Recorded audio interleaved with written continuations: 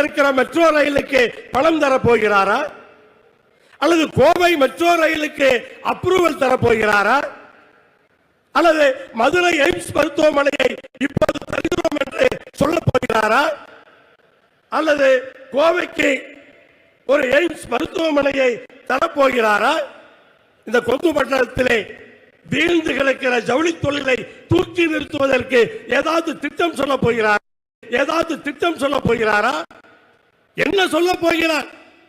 நீங்கள் தரிசனம் தந்தால் என்ன, தராவிட்டால் என்ன? அதைத்தான் பெருமையாக பேசுகிறார்கள்.